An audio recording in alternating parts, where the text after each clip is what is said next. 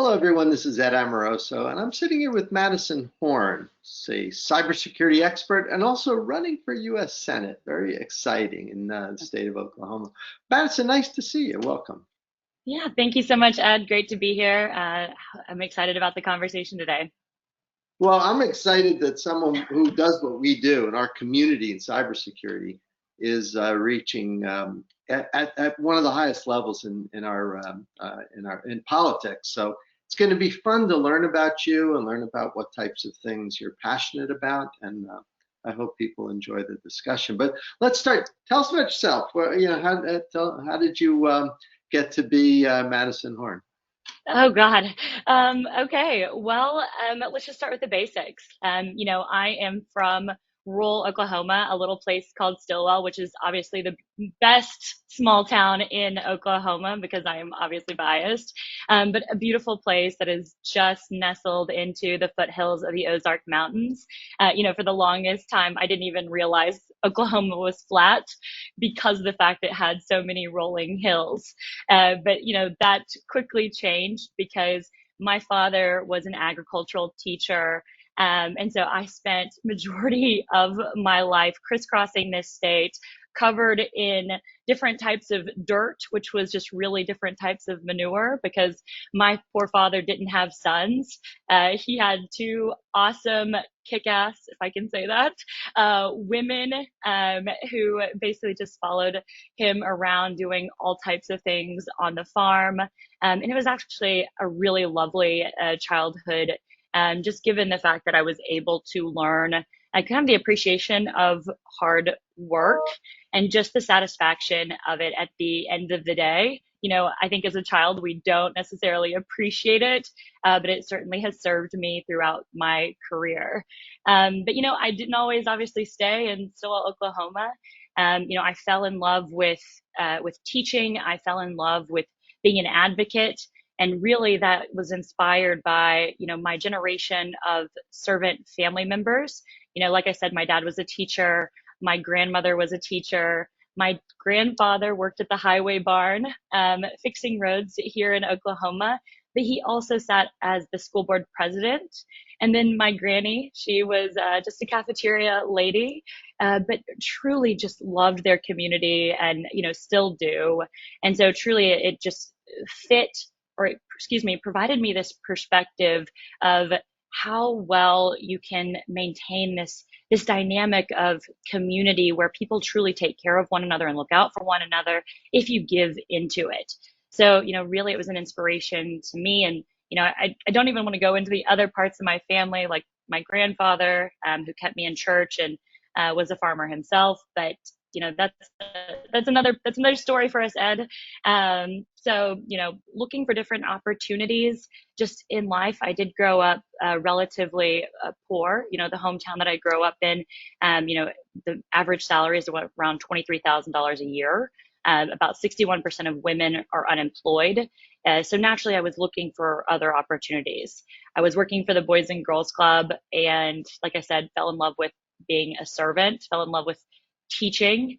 But working with kids, I learned so much about myself and, didn't even realize some of the trauma that I had gone through as a younger child. I was abused as a kid. So, compassion and empathy, I learned very, very quickly. And, not wanting others to struggle or experience any type of negativity in their life, which obviously I can't, I can't protect everyone. But I really drew a sense of purpose from my life experiences and working with kids. So I always thought that I would work in nonprofits. I ended up moving to Atlanta, Georgia, a little bit after high school, thinking that I would work at the Boys and Girls Club. And, nothing goes as planned.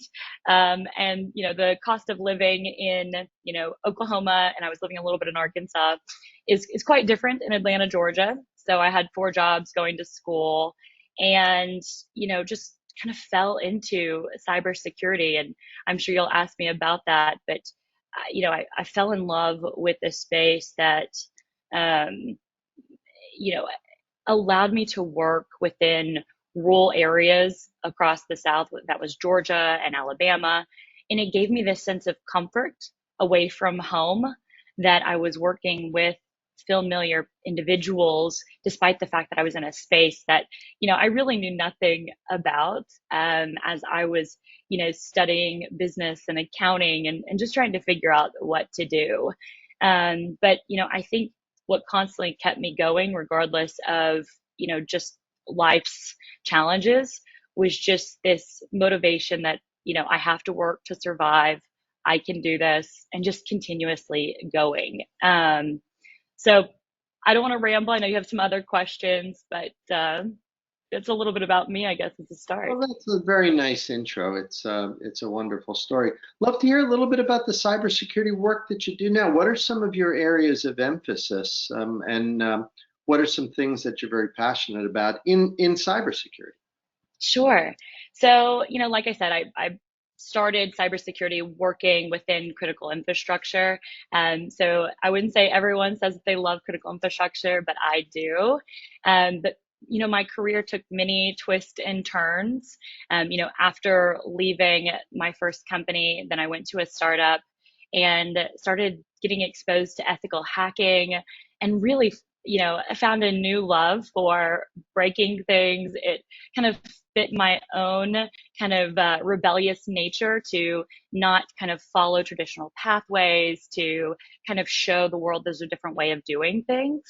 So I fell in love with ethical hacking and got exposed to incident response, and then, was able to grow a global incident response team or take part in that. So, that really, being involved in an ethical hacking team allowed me to grow across every single domain in cyber without even really realizing it. When I would pivot into different parts of cyber, I would realize, like, wait, not everybody knows this, and not to boast my own horn, but, working with an ethical hacking team, then, you're searching for vulnerabilities, and you have to understand, what that vulnerability could potentially do and how to stop it. So it really allowed me to just be creative and learn so much about the space, despite not having a technical background. So, now, and I say that because it led me to where I am now, and I've come back to the critical infrastructure space and have been able to influence different regulation and different policy, and see, different policies at a global scale, because I do sit within a global organization. And what we do is we build cybersecurity products for the critical infrastructure space. And to me, it allows me to be a servant and still, love the space of cyber, but serve an industry that, has, unfortunately, hasn't come up with the times, not because they don't want to, but just because there's so many challenges, and they need advocates to help tell their story, so that we can create a more resilient space within the critical infrastructure to protect society. You worry with all the conflict in Eastern Europe and so on that cyber will go to the next level in terms of the types of consequence that we see. We've seen most of the time hacking and so on has produced problems, but not like loss of life and not real cascading damage. Do you worry about that? Of course, and maybe this is me putting my tinfoil hat on, but I don't think so. I believe that it was last year that the prediction was going to be that we were going to have a widespread blackout. But instead of that, we saw the Colonial Pipeline attack. And while that wasn't on the OT system specifically, then that pipeline was shut down and caused, downstream impact that were economic, that, everyday people felt in their pockets, or at the pump, or within the grocery store due to goods. So, when we talk about what's going on within Russia and Ukraine, or just the cyber landscape in general, the tendency around cyber attacks is to, denial of service, to create disruptions within an economy or a supply chain, or cause some type of economic impact. So I do worry that if we do not take this cyber landscape seriously, and that we don't create more robust policy and more robust regulation and create collaboration, then we're going to be in a real world of hurt, because of the fact that, we have so many different vulnerabilities, and hackers truly will find a way. I would agree. I think that your assessment is accurate. So tell us a little bit about the run for Senate. What was it that caused you to wake up one morning and say, wow, I think I'm going to take a little turn here? I mean, it's exciting for us because we consider you part of our community, but what led you to this decision? Sure. Gosh, we all have these pivotal moments in our lives where we're trying to figure out what is that next step and what do we want to do with our lives, because we realize that, life is short and we want to serve with purpose. And for me, I love working and I want to ensure that the time that I spend is valuable. And I have developed a set of skills that are unique within the world of, politics. And I have leadership skills that I've developed, and, that I didn't even realize their capabilities and the power behind that if used for good. So, for me, the motivation to run, you know, I never thought that I would be in politics, and still I kind of wake up and I'm like, oh, and I see the bigger picture and I'm like, okay, we're doing this. But, truly my frustration came in so many parts of my life. I am from rural Oklahoma, which many of those areas across the country are kind of forgotten because the money really is and sits within these urban cores. And there's nothing wrong with that, though we have to have this trickle down effect and take care of the entire country. So, going home and, moving away and seeing the stark difference between access and education and peers that were further along than I was, then I was like, why? And I started seeing, perhaps this beautiful picture of my community and saying, maybe where some of the deficiencies were due to, the lack of good education, healthcare networks, and things of that nature. So, and it became very personal as my family started aging and they were needing healthcare, and just watching them fight for it or have to settle. I mean, it was really personal at that point, and created, some eye-opening moments. And, I think that kind of became a catalyst after, Trump got elected. And, I'm not trying to sit here and bash Trump, but, we obviously saw this wake up in a new type of conversation in politics, and the landscape that we've seen over the past, 5+ years. And, I am very proud to be an American. I love my country. And that is something that, turns people off to the nth degree and could make me a fascist. But there is nothing wrong with loving someone's country. It's just the past 5 years that's become something negative because a leader was given a platform to awake a group of individuals that had a nasty, nasty rhetoric and marginalized people who were already suffering. And, for me, being an advocate for individuals who are less fortunate and for them to be taken advantage of further just pissed me off.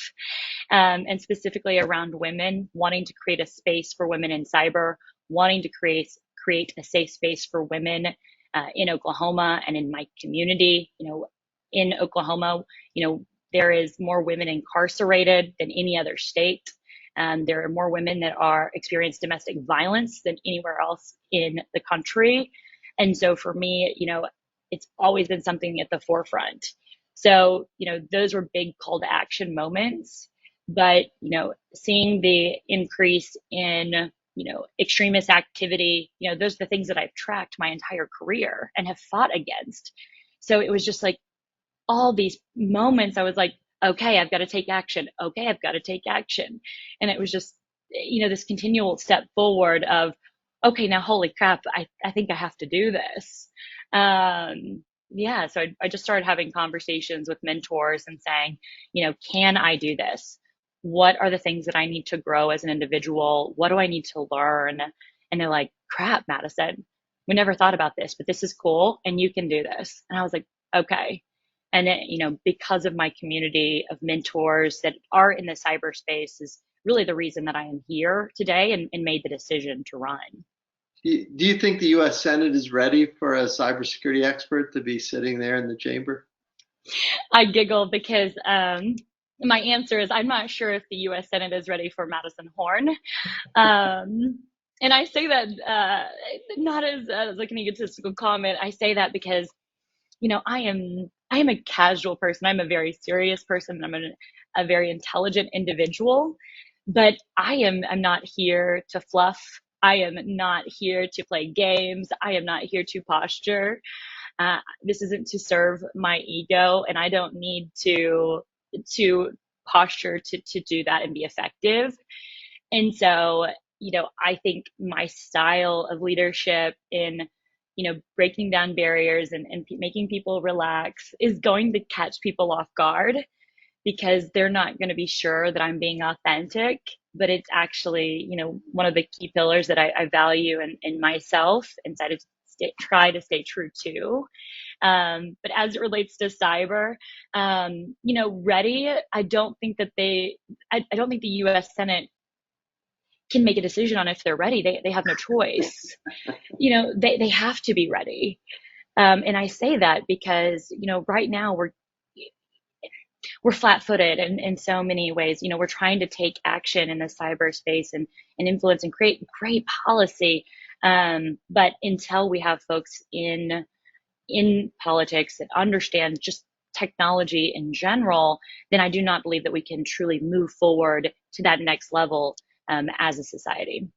Well, Madison, on behalf of my team at Tag Cyber and the cybersecurity community in general, I want to thank you for raising the discussion level up. It's refreshing to see a cybersecurity expert, in this genre. We wish you nothing but the best.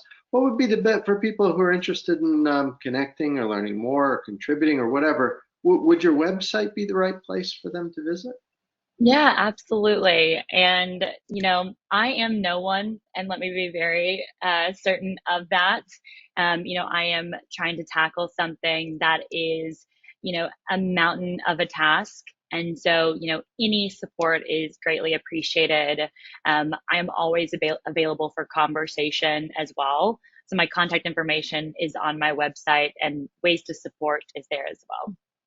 Well, let's hope that the cybersecurity discussion gets raised, and we appreciate you doing what you do. And Madison, good luck, and thanks for spending some time with us today. Well, thank you so much, Ed. It's been a pleasure, and thank you for providing your platform for me to come on to speak today. You bet. It was great. And for everyone else, we'll see you next time.